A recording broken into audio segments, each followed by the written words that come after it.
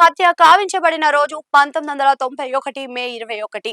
మే 20న అర్ధరాత్రి ఆయన విశాఖ గడ్డ మీదనే ఉన్నారు. విశాఖలో ఆయన కాంగ్రెస్ లోక్సభ అభ్యర్థి ఉప గజపతి రాజుకు మద్దతుగా ప్రచారం నిర్వహించారు. అనంతరం ఆయన తమిళనాడు పర్యటన పెట్టుకున్నారు. అప్పట్లో డీఎంకే ప్రభుత్వాన్ని కేంద్రంలో కాంగ్రెస్ మద్దతుతో ఏర్పాటు అయిన చంద్రశేఖర్ ప్రభుత్వం రద్దు చేసింది.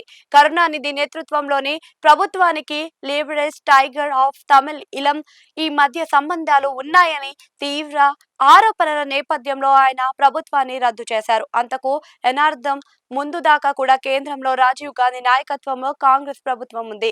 రాజీవ్ గాంధీ ప్రధానిగా ఉండగా 1927 జూలైలో ఇండో శ్రీలంక శాంతి ఒప్పందంపై సంతకం చేశారు. Liberation Tigers of Tamil Eelam LTTE నిరాయుధులను చేరడానికి, కాల్పుల విరమణ అమలు చేయడానికి భారత శాంతి పరిరక్షణ దళాలను మోహరించడం ద్వారా శ్రీలంక ప్రభుత్వానికి రాజీవ్ గాంధీ నాయకత్వంలోనే కేంద్ర ప్రభుత్వం సహాయం చేసింది.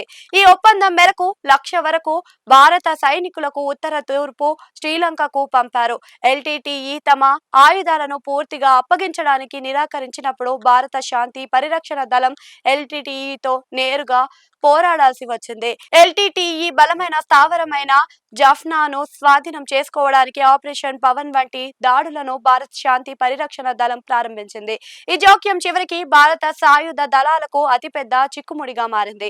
దీని ఫలితంగా 1990లో మిగిలిన దళాలను ఉపసంహరించుకోవడానికి ముందే భారీ ప్రాణ నష్టం జరిగింది. అది కాస్త 1991 మే 21న జరిగిన ఎల్టీటీఈ ఆత్మాహుతి దాడిలో రాజీవ్ గాంధీ హత్యకు గురి కావడానికి ప్రధాన కారణమైంది. అంతకు ముందు కూడా రాజీవ్ గాంధీ 1987 జూలై 30న శ్రీలంకలోని కొలంబోలో నావికాదళ గౌరవ గార్డ్ అయిన విజయిత రోహన డి సిల్వా తన రైఫిల్ బట్తో భారత ప్రధాని రాజీవ్ గాంధీ మీద దాడికి యత్నించారు. హత్యాయత్నం నుండి రాజీవ్ గాంధీ త్రుటిలో తప్పించుకొని ప్రాణాలతో బయటపడ్డారు. ఇక ఈ దాడి యత్నంలో రాజీవ్ గాంధీకి తలకు కాకుండా ఆయన ఎడమ భుజానికి బలంగా తగిలింది. రాజీవ్ గాంధీ శ్రీలంకకు సహాయం చేయడం పట్ల ఆగ్రహాన్ని అలా చూపించిన ఆయనను చంపాలని అనుకున్నట్లుగా దాడి చేసిన గౌరవ గార్డు తర్వాత చెప్పాడు.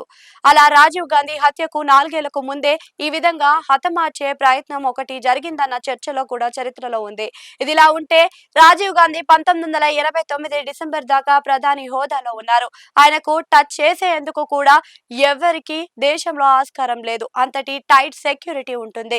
1989 ఎన్నికల ప్రచారాన్ని ఆయన తమిళనాడులో నిర్వహించిన ప్రధాని హోదాలో చేశారు. కానీ ఓటమి తర్వాత ఒకసారిగా ఆయన మాజీ అయిపోయారు. ఇక ఎనార్థం తేడాలో ఎన్నికలు రావడం, ఆ వేడి అలాగే ఉండడం వల్ల కూడా రాజీవ్ గాంధీ హత్య జరిగిందని చెబుతారు. అసలు వ్యవహారం ఇక్కడే ఉంది అని అంటారు. రాజీవ్ గాంధీ ఓడిన తర్వాత నేషనల్ ఫ్రంట్ ప్రభుత్వం అధికారంలోకి వచ్చింది. వీసీ సింగ్ ప్రధాని అయ్యారు. ఉప ప్రధానిగా దేవీలాల్ అయ్యారు. అయితే అనేక పార్టీల కూటమిగా ఈ ప్రభుత్వం దినదినం గండంగా ఉంది. అయినా సరే కాంగ్రెస్ జోక్యం లేకపోతే ఆ ప్రభుత్వం నుంచి ఏ పార్టీ బయటకు వచ్చేది లేదు, మరింత కాలం కొనసాగేది. కానీ 1979లో జనతా ప్రభుత్వాన్ని ఇందిరాగాంధీ కూలదోసి అధికారంలోకి వచ్చిన వ్యూహాన్ని ఇక్కడ కూడా కాంగ్రెస్ అమలు చేసింది.